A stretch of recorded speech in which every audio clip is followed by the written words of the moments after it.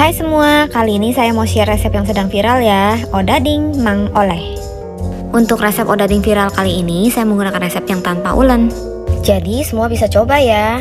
Resep ini juga ekonomis loh, jadi cocok banget untuk jualan. Odading yang biasa disebut roti bantal, teksturnya padat, lembut, dan manis. Bisa dikreasikan dengan wijen atau tanpa wijen. Kali ini saya buat yang tanpa wijen ya. Oke, langsung aja dibuat yuk. Untuk airnya, di sini saya menggunakan air panas dispenser, kemudian mencampur gulanya hingga larut. Setelah gula larut, kemudian pastikan airnya sudah tidak panas dan masukkan raginya. Untuk step ini jangan di skip ya, karena ini penting banget. Selain untuk mempercepat proses pengembangan, step ini juga berguna agar ragi tersebar merata. Jika raginya sudah mengambang, kita masukkan telur dan minyaknya. Kemudian aduk rata.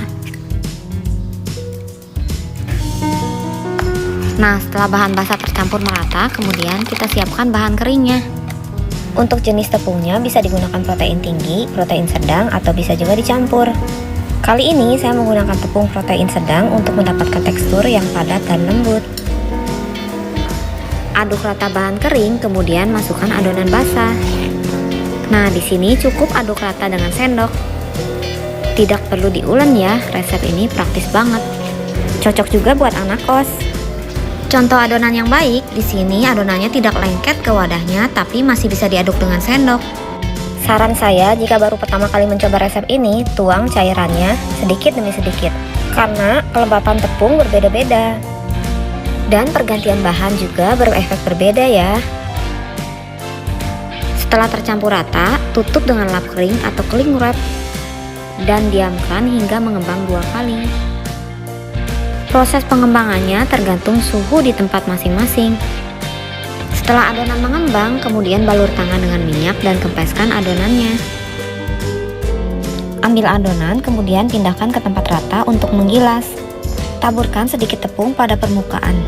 Tujuannya agar adonan tidak lengket saat digilas ya.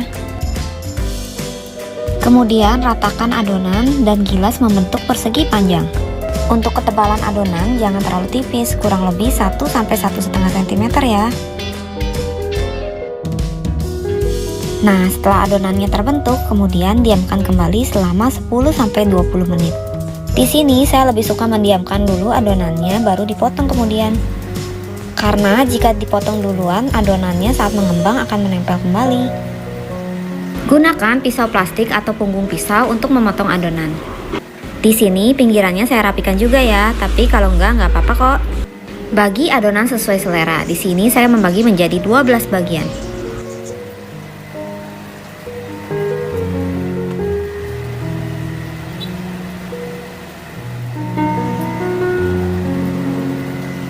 Setelah semuanya terpotong, kemudian panaskan minyak dan goreng dengan api kecil sampai sedang. Saat menggoreng, jangan dibolak-balik ya, tunggu sampai permukaan bawahnya kecoklatan, baru dibalik. Menggoreng roti ini sama dengan menggoreng donat. Jika awalnya minyak kurang panas, maka adonan akan menyerap minyak. Jadi pastikan dulu minyaknya sudah panas ya. Nah, untuk warnanya, odading memang warnanya lebih kecoklatan dibanding donat ya. Karena lebih banyak mengandung gula dan biasanya ukurannya besar-besar. Nah, ini dia odadingnya, siap dinikmati dengan kopi dan teh hangat.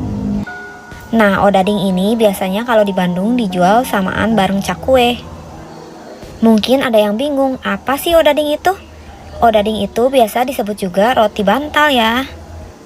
Soalnya bentuknya kayak bantal gitu. Nah, biasanya orang juga jualan ditaburi wijen atau digoreng polosan gini. Oke, selamat mencoba. Resep ini ekonomis, enak, dan cocok banget buat ide jualan. Selamat mencoba ya. So pasti siapapun bisa buat ya. Terima kasih sudah menonton. Sampai jumpa di video selanjutnya.